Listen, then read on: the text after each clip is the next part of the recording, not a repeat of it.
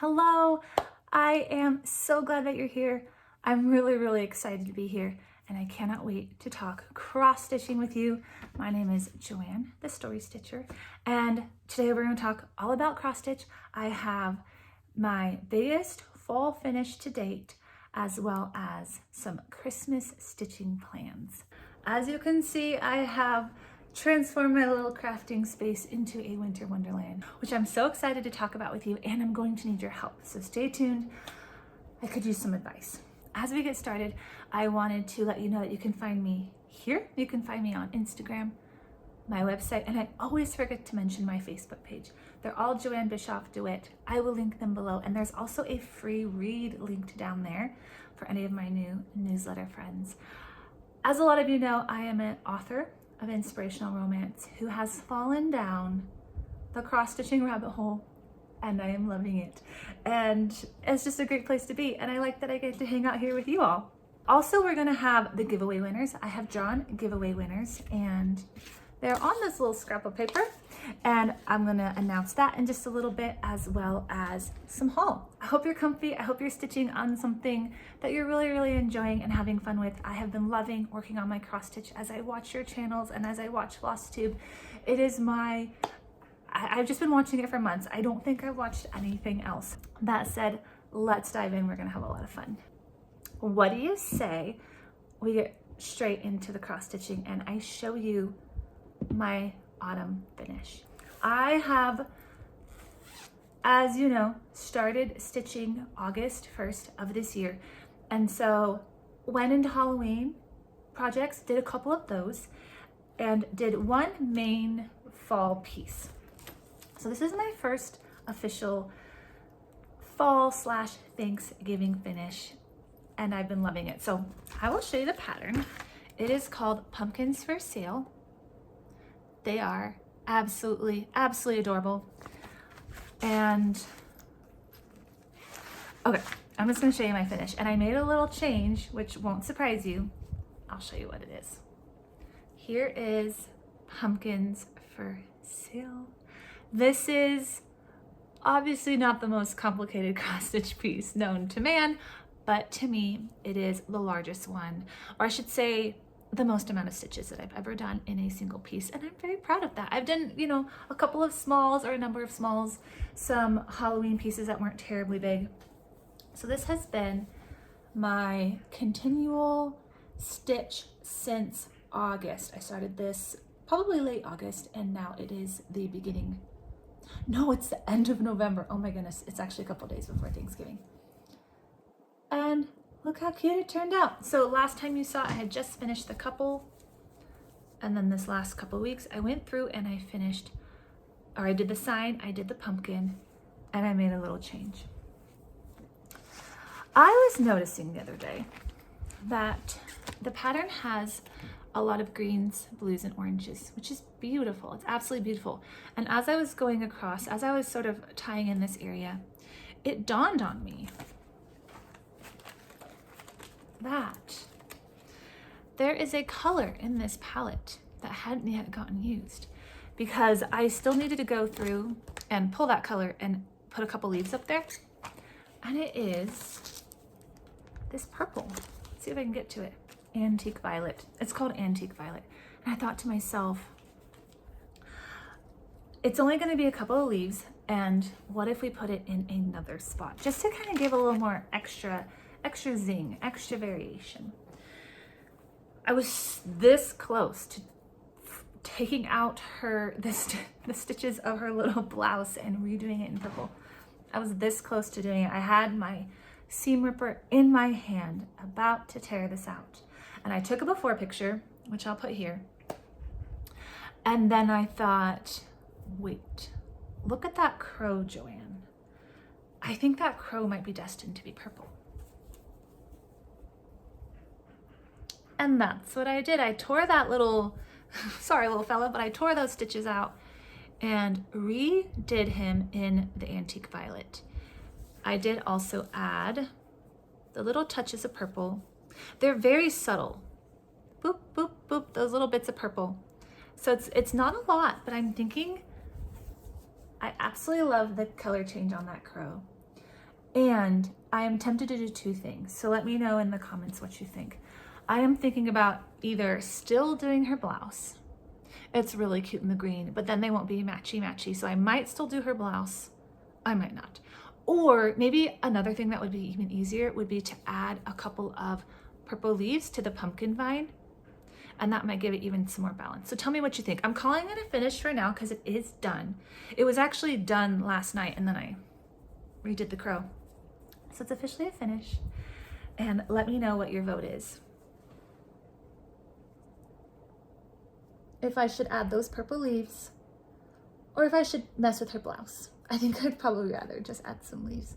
But love it, love it, love it. So this is Pumpkins for Sale, and the designer is Stitches Through the Years. It was an Etsy pattern, and I know a number of you have worked on it.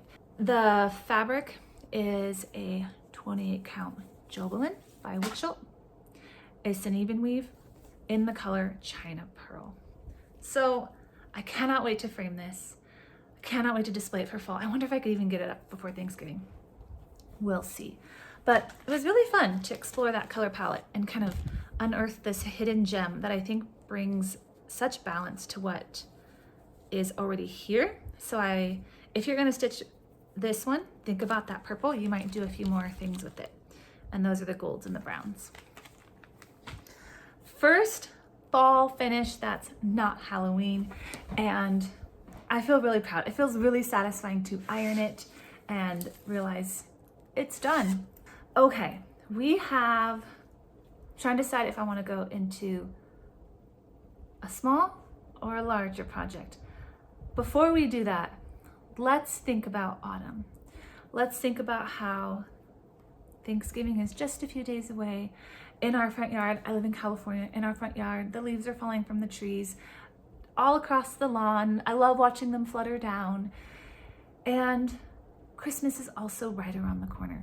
So it's a wonderful time of year. I know some of you probably decorate for Christmas before Thanksgiving. Some of you might decorate after. I'm actually an after decorator. Despite what you see here, this is some Christmas items that I had pulled out for a different project, and I was gonna put them in the attic last week, and I thought, nope, I'm gonna decorate my stitchy spot and get to use that in Flosstube. Why not? Because we only have a couple weeks, really, when we think about it, until we get to Christmas. So might as well make the most of the Christmas cheer and wonder and magic. As I mentioned, this is going to be my first ever Christmas stitching. So I have worked on a couple other pieces. I'm not going to pull those out today. I'm going to save a few other ones that you've seen lately. I'm gonna save those for, I'm hoping to get to do an end of the year whip parade. And so I'm gonna save any progress I have on those for that, because I'm going straight for the big one. I need your help. I got this pattern. You saw it in my last Flosstube. It's called Christmas Journey with Santa. It's a leaflet by Leisure Arts. It was once $3. And I know it's from the 90s. We looked up the date last time, 1993. I absolutely love it. The last 2 weeks I have been on a journey with Santa, and a journey of full coverage and also solving a few mysteries, which I'll tell you about. In order to do that, I'm putting on my mystery solving glasses. These are not prescription, they're made out of plastic. Let's solve a mystery together. Actually, there's a glare. We'll pretend like I have on my mystery solving glasses. Let's take a little gander. Let's take a peek at the pattern. I'm not gonna show you the pattern, we're just gonna take a little peek. Here is the colors. Now, what I have done is I have gridded my fabric in 10 by 10 squares. Because this is my first full coverage, it just seemed to make sense. And we might have a little problem. Okay, I'll show you my fabric first. I'm kind of embarrassed by this because you will see it is really, it is really dorky. I have gone to town on this fabric with a fabric marker. Just promise you're not gonna laugh. Okay, we're gonna talk about the grid and then we're gonna talk about the stitches. Here's what I have so far.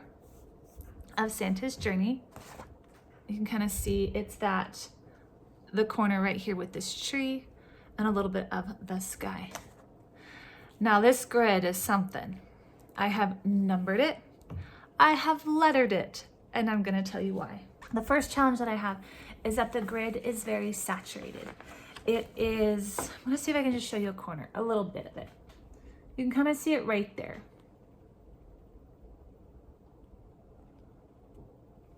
It's very dark, the colors on the pattern. So some of those like greens and browns that I showed you are many, many greens and browns, and you just kind of have to like go on a little mystery solving quest and figure out what it says. And I have pretty good eyesight. Another thing that I'm having a little bit of a difficult time is the symbols are all the same symbols, but there's a couple of different symbols, and then what distinguishes them is the color. So for example, we have a symbol that is, I'll call it brown dots, okay? This little brown right here, and it's got some little white speckly dots on it. There are two symbols that are brown with white speckly dots. But if you look at it very, very, very closely, one is a warmer brown and one is a darker brown. And I couldn't tell. So I've actually stitched some of this using the wrong brown, and I just kind of have to roll with it because it's almost like, I feel like I have to be a little bit of a mind reader to resolve this pattern, and I'm failing at having that skill. But that's okay. It's gonna turn out great. We're gonna go with whatever brown I think it is at any given time, and that's what we're gonna do. That problem, I think, is hopefully relatively solvable. If I make a mistake, I'll either fix it or I'll just carry on. This is where I need your help. Let's take one more look into the mystery of Christmas Journey. As you can see, we have our grid, right? Oh, I'm so sorry. I'm not trying to show that much of the pattern. Okay, I'll do over here. You can see we have our grid, right? 10 by 10 squares. Now, this is where I got a little lost, okay? I have gridded the fabric and a bunch of 10 by 10s, did lots of counting and recounting, and it goes all the way down. However, right here in the middle, we have a grid line and a grid line. In between those two grid lines, there are 16 stitches, which means it goes 10, 10, 10, 10, 10, 10, 16, 10, 10, 10, 10, 10. Do I need to regrid this pattern? Do I have to start over and regrid it? I have stopped before that. And what I think it is, after many hours, literally, of staring at this pattern, I think what it is I think that this is a set of 8 here, a set of 8 here. They obviously overlap. And I think that the designers back in the day just had a grid and they plopped the pattern onto the grid, not really thinking or really maybe worrying about should those be a group of 10 and a group of 10. It was like, oh, well, let's separate them because there's a fold. Let's just make it an 8 and an 8 is basically what I think happened. Am I interpreting this correctly? And if so, should I regrid this half of the fabric to, all you have to erase this and make 2 8s or 1 16 and then go 10, 10, 10, 10, 10. Is that the correct thing to do? Because I'm so scared of getting this wrong because I've come so far with my little Santa's journey. So let me know what you think about that, which answers why I have all these numbers and all these letters, because it is pretty difficult to follow. I'm not yet using a digital pattern keeper, so I have printed out the pattern like so, and the grid lines didn't print, so I just drew my own grid lines and my little kooky dookie ABC columns and rows, and it is working with my brain. There's a good chance I'm doing this the hardest way humanly possible, and if so, give me grace and mercy and help. I will gladly take it. All that to say, this is Santa's journey. So step 1 of this pattern has been to solve the mysteries and read between the lines and kind of make some guesses of what I think I'm supposed to be doing. The second half of this project has actually been very joyful. I am working on the sky and then taking little breaks. I put in some tree just to kind of help myself see what was happening. And I went ahead and added Santa's walking stick here. That way I knew where to stop on that grid because his walking stick marks where that the numbers start to change into 2/8. So that just kind of tells me to not get too carried away. And then this tree was absolutely fantastic. I enjoyed this. This took me a couple of days. There's about 3 colors in here. As you can see with the white, I still need to get one more shade of DMC that I ordered on 1 2 3 stitch. So that's on its way. I'll be able to fill in the tree and keep going. And this is on a 14 count white Aida. I originally was going to do this on 16 count, which you all saw last time, but it was making the sky too dark because the stitches were very close together, or just closer together. And so part of the beauty of this pattern is needing that white space to soften the sky. So it almost needs a little bit of breathing room between stitches, if that makes sense, to help the sky feel a little bit softer. So that's what we're up. That's what we're doing. The final mystery that I have solved with Santa's Journey is that in the color pattern, the colors do not match the DMC colors. So I'll show you in a little corner. There's your little peek. See these grays? There are 3 grays in that sky. However, I feel like this should say Christmas Journey. However, good luck. See if you can make it. Is the darkest DMC, the darkest shade of gray, which is actually this thread here, this dark. And these are all half stitches. Whoops, these are all half stitches. And so that dark one right here in the pattern is actually the lightest square. So every time I see that lightest, those light squares, my brain has to interpret that's the dark gray. Light square, dark gray. Dark square equals light gray. I'm not sure why.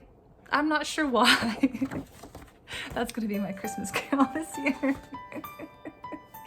Anyway, it was just a brain riddle. My brain was starting to hurt. And so as you can see, I not only gritted the dickens out of this thing, but what I started to do is I stopped following the pattern on all of these grays and I started stitching clouds wherever I felt like it. Because I figured this is just gonna be a gloomy, cloudy sky. That's all I have to achieve, right?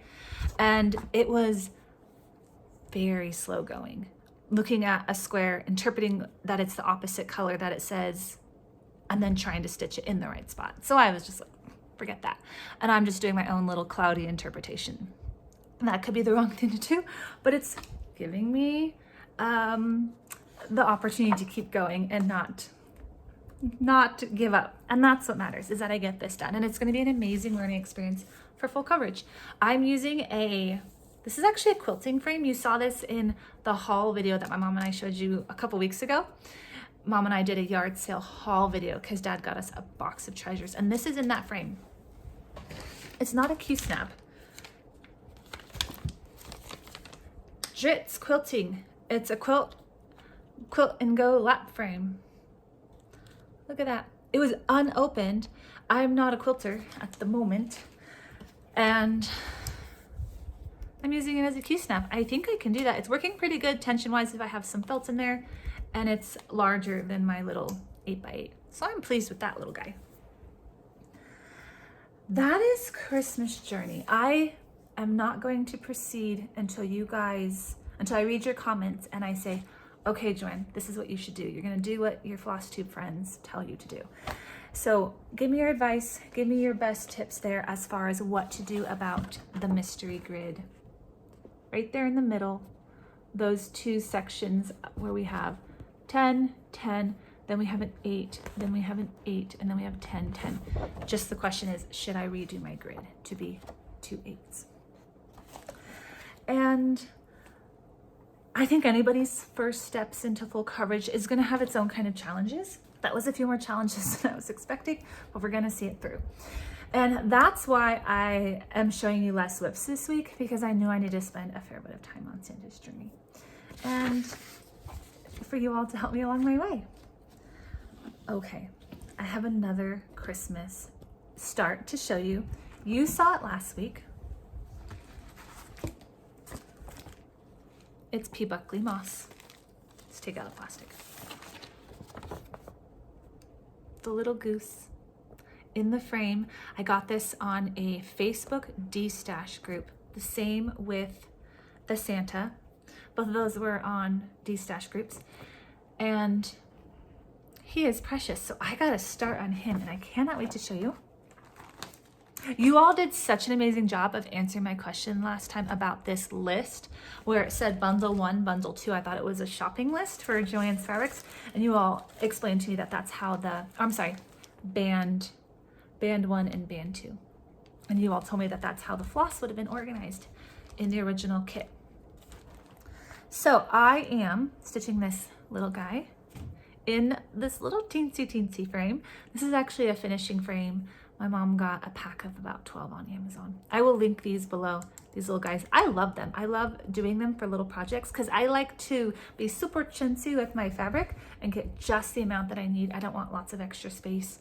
And so this little frame allows me to do that, this little hoop does. Isn't he cute? Let's put something behind him. Just precious. Lots of quarter stitches. So the moral of this story for Joann, the moral of this episode is learning and realizing that when you buy vintage patterns, they're adorable, they are special, I love them, and I'm gonna keep buying them. But to really pay attention to the stitches, because I think, oh, that's little, I can cross stitch that.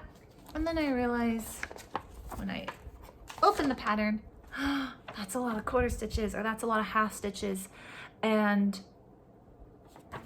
being prepared for that as someone who's only been cross stitching for a couple of months. Everything down these sides here are all quarter or half stitches. A lot of his face and bill are those half stitches. They're not too bad.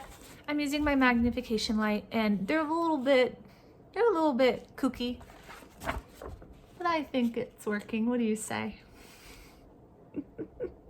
I like it. Yep. I am, instead of using the called fors and doing the original blends, I am actually using just some variegated flosses. I robbed my stash from Nettle and I pulled out Weeks Dye Works. I'm doing mascara for the black, Daylily was the bill, and then I'm actually just using the oilcloth, which I thought made a really sweet variegated floss for, which is going to be his body here instead of doing the blends. And let me find you the red. This is DMC 816. That's going to be his bow.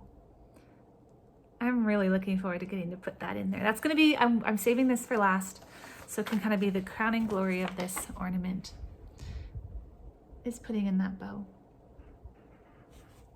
I do have the original frame. Let me see where it's gone. Got the original frame. And I have the original backing. This was all in the kit. So the floss was no longer in the kit, that band 1, band 2 list. That was no longer in the kit, but I do have the original frame. I haven't even checked it yet. It said in the pattern to, you guys are gonna see my back. It said, just don't laugh. It said to go ahead and put this on there and then trace it. So you can see a little bit of a pencil line right there, where I'm sort of marking that the goose has to fit, right? He has to fit in here.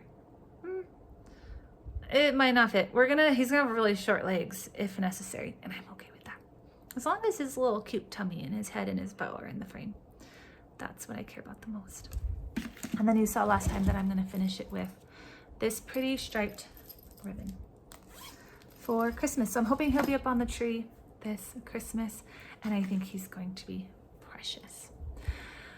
Oh, so as you can see, my first 2 Christmas projects picked some doozies because I had just had these vintage patterns in my stash and figured why not. And now I know that they have a little bit of a learning curve. All cross stitching does, but these vintage patterns do as well. So that's for anybody who's new or getting started out. Maybe don't start with vintage patterns if you want it to be nice and simple, but I will say it's giving me a double lesson of how to learn new stitches, new symbols, and all of that great stuff. Okay, from here, I have put Little Women in my wet basket for after Christmas, which I felt terrible about. I was thinking, I have to stitch on Little Women, I have to stitch on Little Women, I have to make progress. I don't think they're gonna mind, I hope. And I've put my red sampler on hold as well. I've actually made some progress, but I'm gonna pull that out during my end of year whip parade so you can see the progress there. That way we can talk some plans. As far as Christmas goes, as we head into December, I am keeping all of December wide open for Christmas stitching. Anything that I see and that I feel inspired to stitch, I will do so. And I've actually got another little start I'll probably pull that out next time. So I'm just like all about the Christmas this December, and I'll be working on these two ones. I won't plan on finishing Christmas Journey, but I'll just plan on getting lots of progress on it because I'm really enjoying it. From there, we're going to be heading, of course, into New Year's. So I'm starting to think about my New Year's Eve stitch. I know a lot of people will start a project on New Year's, and I have the one that I want to do, and I'm going to show it to you. Okay, this is a very, very special pattern, and I have been thinking about this for about a month or longer of wanting to do something, and I'm going to explain, that ties to the Lady in the Lionheart, which is this book here, and I'll explain in a moment. And it's a circus themed story. It's a circus themed story, and there are lions in this story.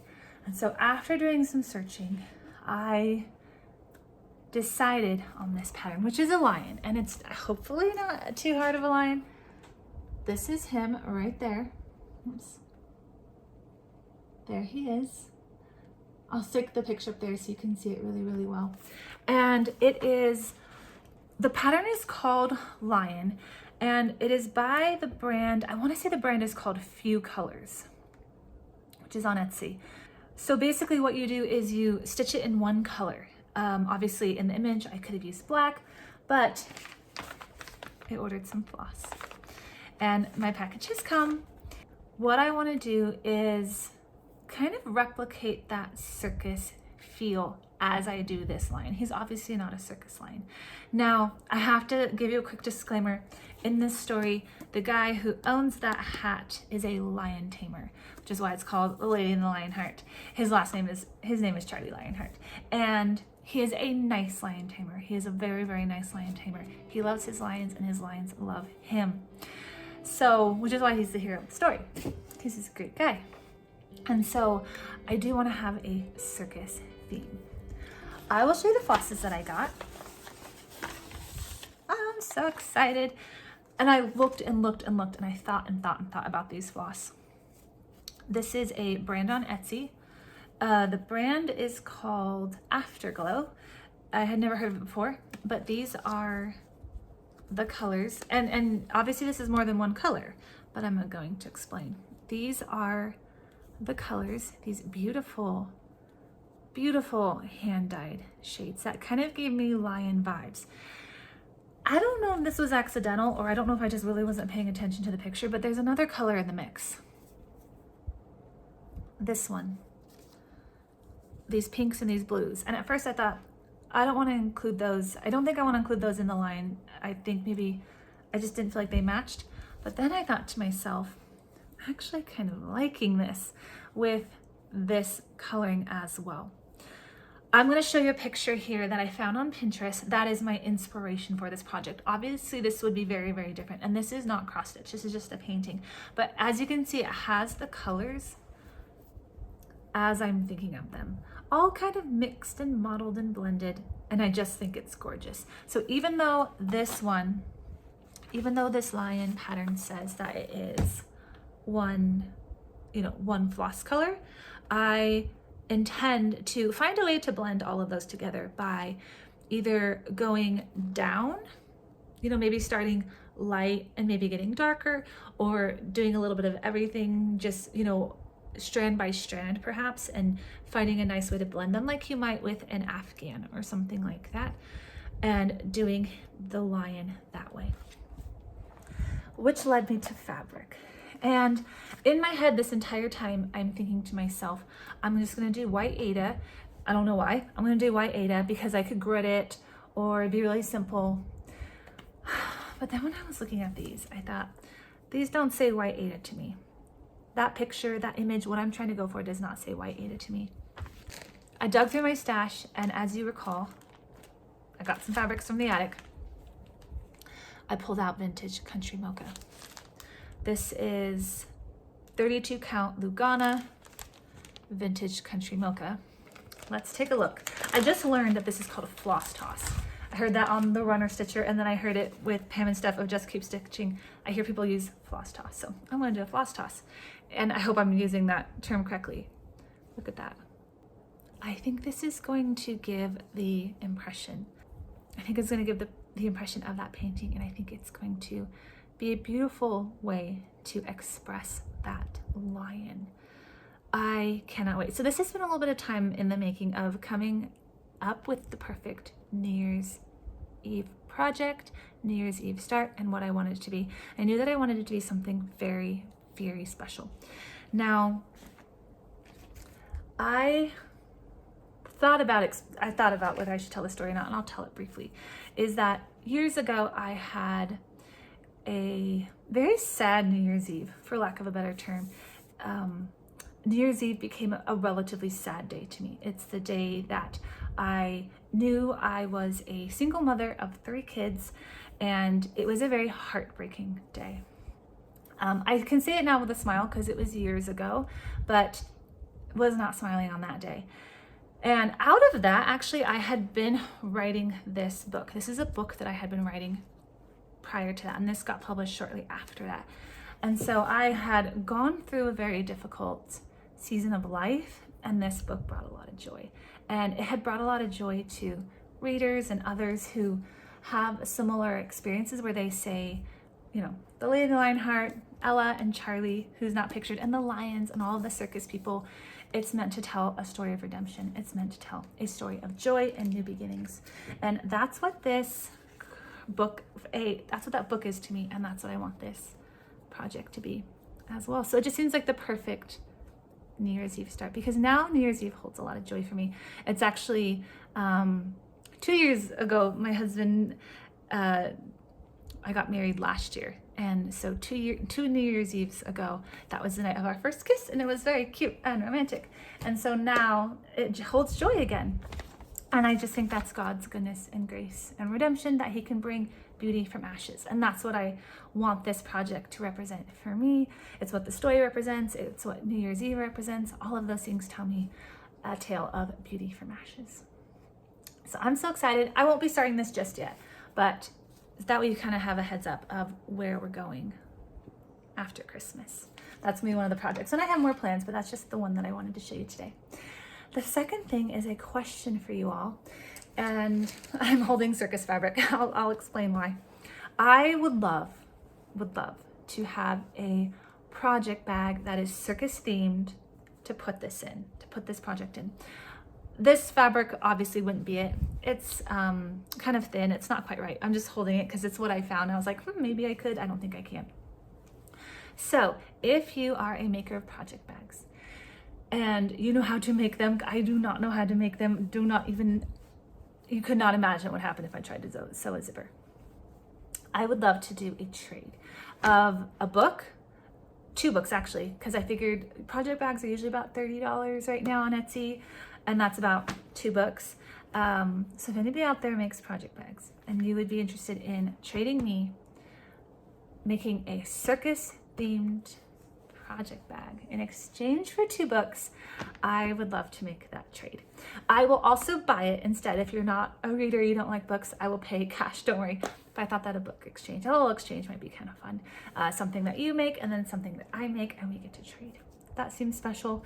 Let me know in the chat, let me know in the comments. And so if you're watching this days after it's posted, weeks or months or even longer after this video has posted, so that way that's not just like hanging out there, what I'll do is I will, once I have someone who is up for doing that, I will make a comment and I will state who that person is, of course thanking them, and I will pin it. It'll be the pinned comment, so you could see if the position has been filled, and that way you will know if that's all sorted out, and then hopefully you'll see that down the road. With that, let's talk giveaway winners let's do the giveaway winners because I do not want to forget. I will show you the patterns. This is from the video that Mom and I did. You guys loved my mother so much. I have never had a video with so many comments before as the video with my mother. And she read everyone's comments. She responded to, I think, so many comments. You guys loved my dad because we talked about him since he bought us the box of treasures. So if you haven't watched that video, you can go see my mother. She's in the last one. You'll see us doing some yard sale haul. From that haul, we got a bunch of patterns and 2 that we posted for a giveaway. The first one is this one called Hoedown. Isn't that fun? Talk about a vintage pattern. That's the brand.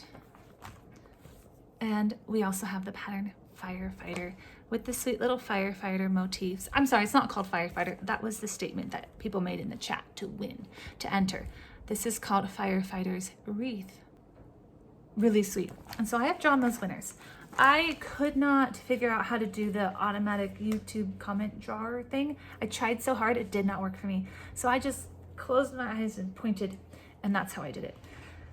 The winners are, written on my scrap of paper, the winners are, I'll put your names up here, Rena Britnell, 5497 for Hoedown. Rena, you have won Hoedown. And then I have Char J57. And I apologize if I'm pronouncing your ladies' names wrong. Char or Shar, you have won the Firefighter Wreath. So if you ladies could message me, I'll put my email down below and I will get these sent your way. Thank you for entering, and we'll do another giveaway. And so that brings me to the end of this video. I am so thankful for you for being here. I appreciate your comments. Give me your tips, give me your advice on anything that you see. And I am looking forward to the next video. I'm looking forward to more Christmas magic in the cross-stitch world. And I hope you have a wonderful Thanksgiving with your family. I will see you all soon. Bye, guys.